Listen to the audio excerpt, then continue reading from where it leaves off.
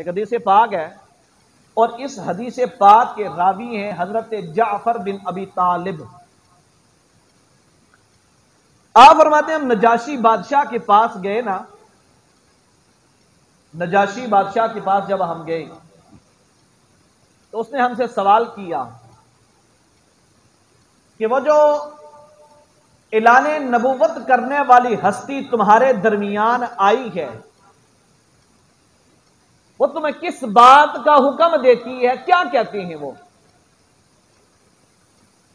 حضرت جعفر بن ابی طالب فرماتے ہیں کہ اے بادشاہ، اب تبلیغ دین ہو رہی ہے، اور تبلیغ دین اس طرح ہوتی ہے جس طرح صحابی رسول نے ہمیں کر کے بتایا، اور صحابی رسول کو یہ تبلیغ کا طریقہ کس نے بتایا؟ کملی والے آقا نے خود بتایا کہ ایسے تبلیغ دین کرنی ہے۔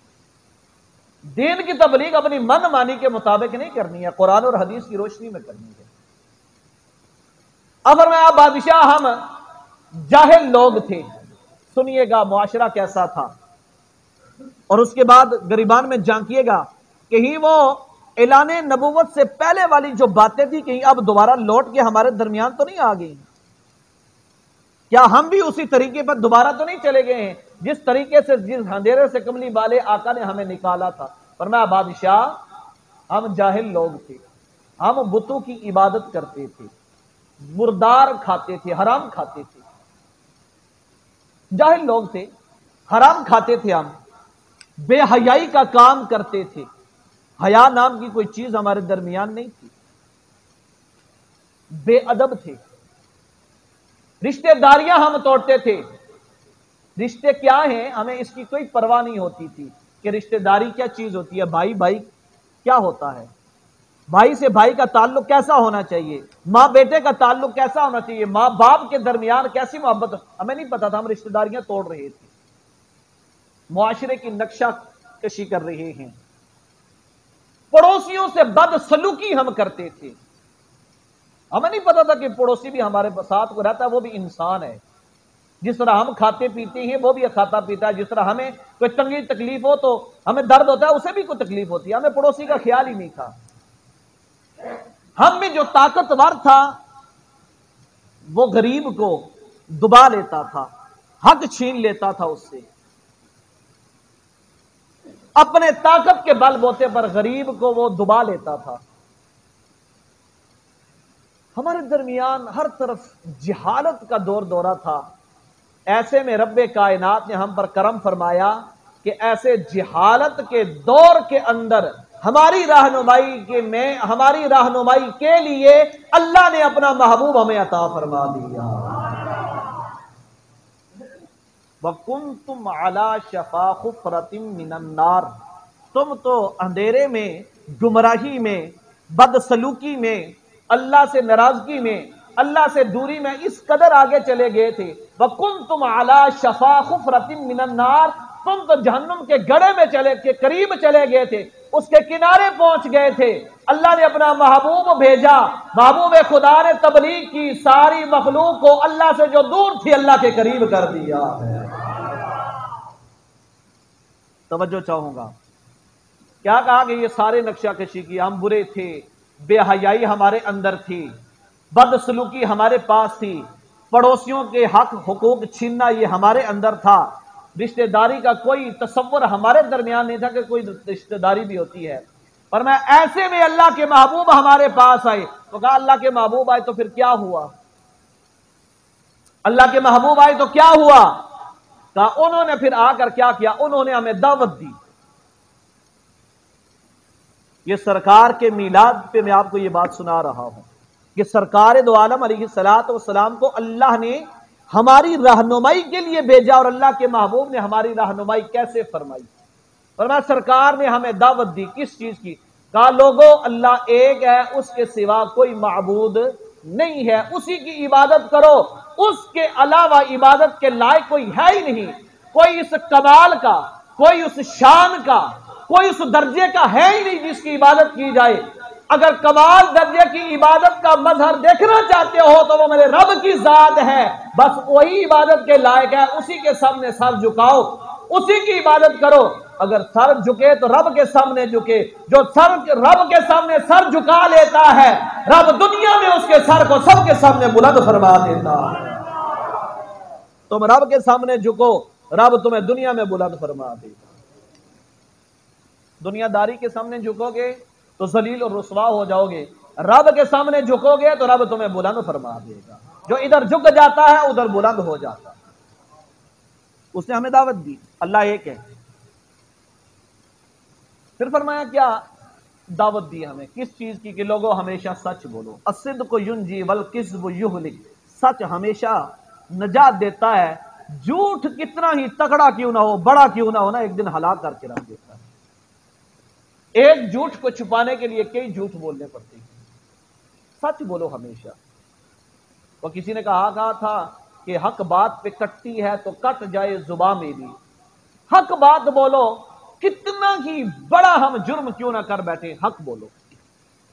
اب ہم نے یہ سوچنا ہے کہ سرکار کی یہ جو پیاری سی بات ہے نا ہماری رہنمائی کے لیے کہ سچ بولو ہم اس پہ کتنا عمل کرتے ہیں. اس بات پہ ہمارا کتنا عمل ہے کہ ہم سچ بولتے ہیں. آئے دن جناب والا کسی پہ جھوٹا الزام ہوتا ہے کسی پہ کیا تہمت لگا رہی ہوتی ہے. ہمیں تو صرف چھوٹا سا ایک سراغ چاہیے ہوتا ہے کسی کی ذرا سی عیب پر چھوٹا سا ہمیں بس بات مل جائے تو پھر اچھالتے ہوئے دیکھیں ہم کیسے اچھالتے ہیں اس کے. وہ کہتے ہیں کہ ایک بلیک بورڈ کے اوپر نا ایک استاد نے چند جملے لکھے. 1 2 3 4 5 6 7 8 9 10 لکھا. تو استاد نے ان میں سے ایک جملہ جو تھا نا وہ غلط لکھ دیا. باقی سارے ٹھیک لکھے. 10 جملے میں سے 9 ٹھیک لکھے. ایک جملہ استاد نے غلط لکھا. جو ہی استاد نے غلط لکھا نا تو طالب علموں کی طرف سے آواز آنے لگی استاد جی یہ غلط ہے. استاد لکھتے رہے لکھتے رہے لکھتے رہے لکھتے رہے لکھتے رہے. جب انہوں نے اپنے تمام جملے مکمل کر لیے نا متوجہ ہوا ہاں جی بیٹا کیا مسئلہ تھا جی. استاد جی یہ آپ نے بات غلط لکھی ہے. اچھا کہا بیٹا آپ میں سے کس کس نے میری اس غلطی کو نوٹ کیا ہے. سب کلاس بولی کہ ہم نے نوٹ کیا جی ہمارے سامنے ہم دیکھ رہے تھے کہ آپ نے یہ غلط لکھا ہے جی. بہت اچھے حاضر دماغی سے آپ بیٹھے ہیں بہت اچھے.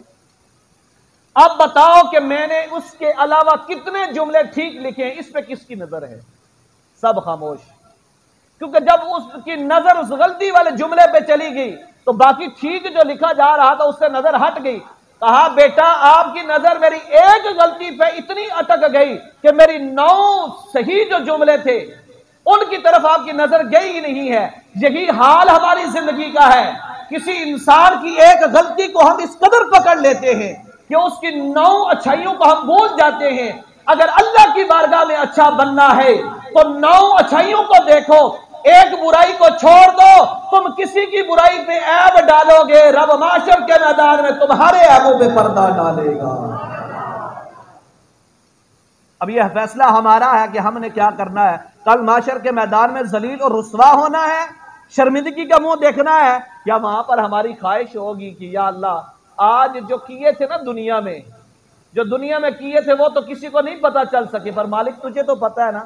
آج ہمارے عیب کسی کے سامنے کھلنے نہ دینا مالک. اگر یہ ہم چاہیں کہ ہمارے عیب کل کسی کے سامنے نہ کھلے تو آج کسی کے عیبوں کے اوپر پردہ ڈالنے کی کوشش کرو. وہ دوست ہمارے وہ محفل کے دوست یار ہمارے وہ تمام بھائی بہنیں جن کے پاس ہم بیٹھتے ہیں صبح و شام گپے لگاتے ہیں جتنے بھی ہمارے عیب ہیں نا آپ اس بات کو 100% اگر آزما کر دیکھیں گے تو اس میں سے 1% آپ کو میری بات غلط نظر آئے گی. 99% میری بات آپ کو سچ نظر آئے گی. آپ اس پہ غور کریں. جن دوستوں کے پاس آپ بیٹھتے ہیں جن کے ساتھ مل کر آپ برائیاں کرتے ہیں غلط کام کرتے ہیں آپ کا ساتھ دیتے ہیں وہ پورا ساتھ دیتے ہیں چوری کرتے ہیں جو بھی کرتے ہیں.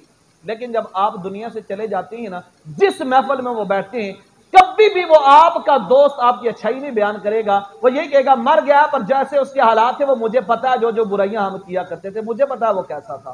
تو جن دوستوں کے ساتھ آج آپ مل کر فخر کے ساتھ برائیاں کرتے ہیں کل آپ کی بربادی کا سبب اور قبر میں عذاب کا ذریعہ وہی دوست بن جائیں گے.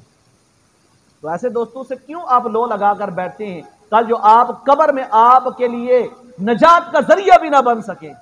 اللہ کی طرف سے رحمت نازل ہونے والی رحمت کا سبب بھی نہ بن سکے۔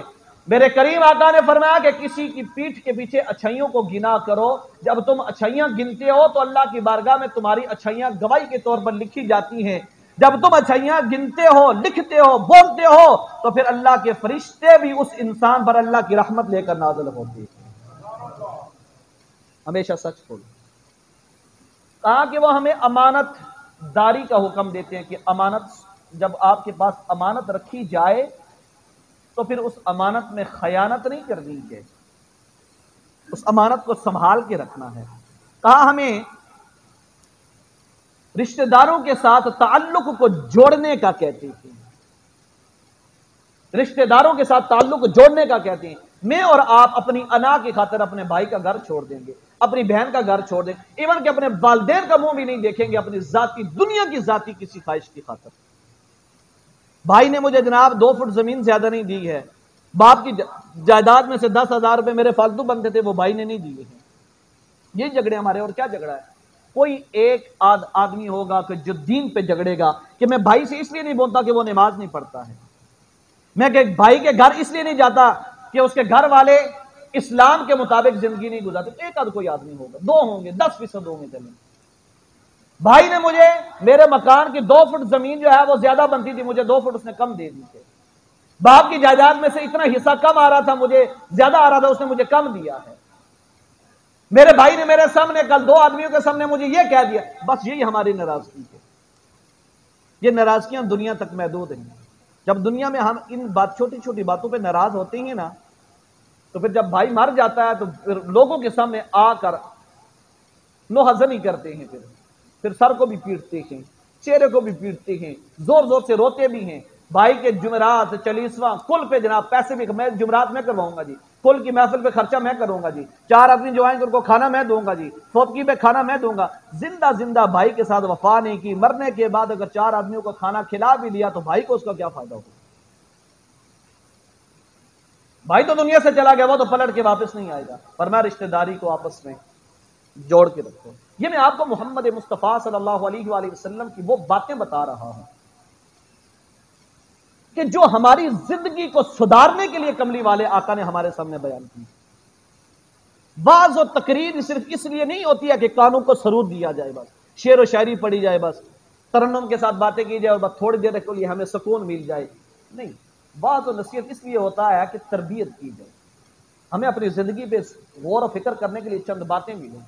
آگے فرمایا کہ آج کیا کہتے ہیں، اور فرمایا کہ حرام کا خون بہانے سے ہمیں منع کرتے ہیں کہ کسی کو قتل نہیں کرنا ہے، کسی کو ناحق قتل نہیں کرنا ہے۔ کتنا سستا ہو گیا ہے انسان کا خون، آج کتنا سستا ہو گیا انسان کا خون۔ آئے دن جناب دیکھتے ہیں فلاں جگہ پر کسی کو قتل کر کے دریا میں پھینک دیا گیا، کسی جگہ پر دفن کر کے چلے گئے، کسی جگہ پر جھگڑا ہوا، معمولی سا جھگڑا ہوا ہو، کسی نے اٹھا کر اس کو گولی مار دی۔ بس یہ ہمارے نظر میں، ہمارے ذہن میں انسان کی اتنی ویلیو ہے کہ ذرا سی تلخ کلامی ہوئی، گولی اٹھائی، تلوار اٹھائی، کوئی چیز اٹھائی، اس کو مار دیا۔ حالانکہ نبی کریم علیہ الصلوۃ والسلام کی یہ خوبصورت سی نصیحت ہے، یہ پیغام ہے، یہ واعظ ہے اس کملی والے آقا کا کہ کسی کا خون نہیں بہانا ہے، درگزر کرنا ہے۔ فرمایا کہ بے حیائی سے ہمیں روکتے ہیں۔ آج دیکھیے ہمارے معاشرے کے اندر بے حیائی کا کیا عالم ہے، اور اس بے حیائی کو ہم ماڈرن دور کا نام دے لیتے ہیں۔ اب وہ دور نہیں رہا جی کہ لوگ برقعے پہنے عورتیں اور اپنے چہرے کو چھپائیں، وہ دور بدل گیا، پرانا دور ہے۔ پرانا دور حیا والا تھا۔ اس بے حیائی کو ماڈرن پرستی کا نام دے کر ہم اللہ کے حضور بچ جائیں گے۔ میں نے ایک دفعہ پہلے کہا تھا کہ ایک عورت کی خاطر اس کا باپ بھی جہنم میں جائے گا، بے حیا عورت کی وجہ سے۔ بے حیا بیٹی ہو، بیوی ہو، بہن ہو، اس کی وجہ سے باپ بھی جہنم میں جائے گا، اس کا بھائی بھی جہنم میں جائے گا، اس کا شوہر بھی جہنم میں جائے گا، اس کا بیٹا بھی جہنم میں جائے گا۔ کل بے حیائی کرتی پھر رہی تھی، کیوں نہیں روکا ہے؟ اور ہم اس کو ماڈرن اور نئی جنریشن کا جناب نام دے کر کہتے ہیں جی کیا عجیب، یہ ماڈرن ہے جی، یہ فیشن ہے آج کل۔ فرمایا کہ چھوٹے بچوں کے ساتھ رحم کرنے اور یتیم کے ساتھ حسن سلوک کا ہمیں حکم دیتے ہیں کملی والے آقا۔ آج دیکھیں ہمارے پاس اگر ہمارے بھائی کے بچے یتیم ہو جائیں، ہم پیٹ بھر کے کھانا کھاتے ہیں، ہمارا پڑوسی تو پڑوسی رہا، بھائی کے بچے ایک ایک نوالے کے لیے ترس رہے ہوتے ہیں، بہن کے بچے ترس رہے ہوتے ہیں، ہم پیٹ بھر کے کھانا کھاتے ہیں، ہمیں پرواہ نہیں ہے، ہمارے اپنے اخراجات بھی پورے ہوتے ہیں جو ہم ان کا کیسے خرچہ پورا کریں۔ جہاں پر آپ اپنے بچوں کو 4 نوالے کھلاتے ہو، 2 ان کو کھلا دو، 2 بھائی کے بچوں کو کھلا دو۔ یہ انسانیت ہمیں قبلی والے آقا سکھا کے گئے پر ہم نے اس کو چھوڑ دیا۔ یہ پیار و محبت کے رشتے ہمیں قبلی والے آقا جوڑنے کا درس دے کر گئے، ہم نے ان کو توڑ دیا۔ فرمایا کہ پاک دامن عورت پر زنا کی تہمت لگانے سے قبلی والے آقا ہمیں منع کرتے ہیں، مرد ہو یا عورت ہو۔ کبھی بھی کسی مرد اور عورت کو اگٹھا صرف بیٹھا چلتے ہوا دیکھ لو، بیٹھا دیکھ لو تو فوراً زنا کی تہمت نہ لگاؤ۔ فرمایا ایسی باتیں ہمیں قبلی والے آقا ہمیں یہ حکم دے رہے ہیں۔ یہ وہ پیغام ہے جو نبی کریم علیہ الصلوۃ والسلام کی آمد پر خوشی منانے والوں کے لیے میرے مصطفیٰ کا پیغام ہے کہ صرف جھنڈے 4 لگا دینا، راستوں کے اندر کہکشاؤں کی طرح لڑیوں کو سجا دینا، محلے کے اندر گلیوں کے اندر 12 ربیع الاول کو گیت گا لینا، 4 دیگیں پکا کر تقسیم کر لینا، یہ میلاد صرف اس کو میلاد کو یہاں تک منحصر نہ کریں، بلکہ جو پیغام میرے مصطفیٰ نے دیا ہے آمد مصطفیٰ پر، جو اندھیرے میں ڈوبی ہوئی دنیا تھی اس کو جو چاندنی ہدایت کی ملی ہے، اس ہدایت کے راستے پر چلو گے، رب بھی خوش ہو جائے گا، مصطفیٰ بھی خوش ہو جائیں گے۔